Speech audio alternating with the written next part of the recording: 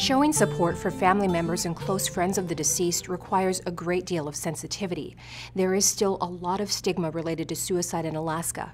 Many people find it uncomfortable to talk about suicide or to speak with someone who has lost a loved one to suicide. People often drift away from survivors because they feel awkward and they don't know what to say or are afraid that anything they say might cause more harm than good. However, there are people who are able to support survivors of a loss to suicide during the grieving and healing process.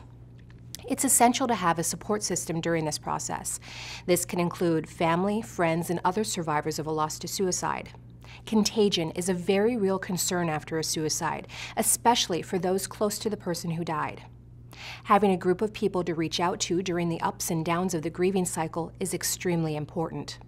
It's also important to know that the love and support of friends and family might not be enough, and it is okay to seek help from mental health providers and other healthcare professionals when appropriate. The road to recovery is long. No one ever really gets over a loved one's suicide. They just learn to cope with the loss over time. Recovery will take different lengths of time for different people. There is no set time for grieving and healing. There will be good days and bad days. Expect setbacks during the healing process and be prepared to support the survivor of the loss to suicide throughout the recovery process. One step at a time. In the days and weeks after a suicide, help the survivors of the loss focus on immediate responsibilities and encourage them to wait to make any major decisions. As the recovery process goes on, help the survivors take on more.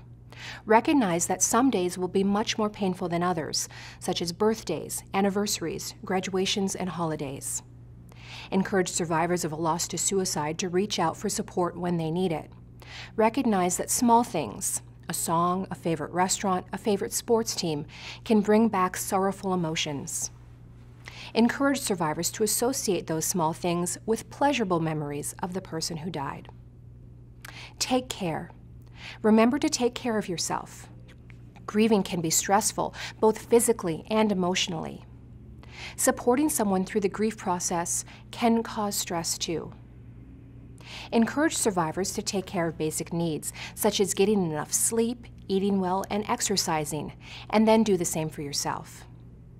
Sometimes professional help from a doctor or mental health provider might be needed by both the person who lost someone to suicide and by the person providing the support. Accessing that sort of help is important to healing and recovery. Children will need special help. Tell children the truth about a suicide death in an age-appropriate way as soon as possible. It's best for them to hear it from someone they love rather than from someone else later. Also, hiding a painful truth can damage a child's trust in you. You can say things such as the person died from something like a heart attack, except it was a brain attack. The person was not thinking clearly when he or she died. Being honest helps everyone heal. Children have the same range of feelings as adults, but they might express them differently. They might behave as if nothing has happened. This does not mean that they don't have intense feelings. Acting normally might make them feel better as they struggle to cope with their feelings. Make time to listen and just be with children, and reassure them that they are loved and supported. Children typically worry and ask questions. Who will take care of me now? Did I cause this to happen? Will it happen to me? They need to be reassured that loving adults and family will continue to take care of them and that they are not responsible for the suicide. Be honest with children. This way, they can take steps to prevent suicide from happening to them by learning healthy ways to problem solve and cope with difficult feelings. Allow children space to grieve as individuals separately from adults. Adults should take time to grieve as individuals too. It's healthy to share feelings of grief with children, but when expressing intense, difficult emotions that children might find scary, do it away from them. All family members, including children, can benefit from survivor support groups. The Family Members and Close Friends chapter in the Postvention Guide contains excellent information that you can share with the family and close friends of the deceased that will help them through this process. You can also find survivor resources to provide to them as well.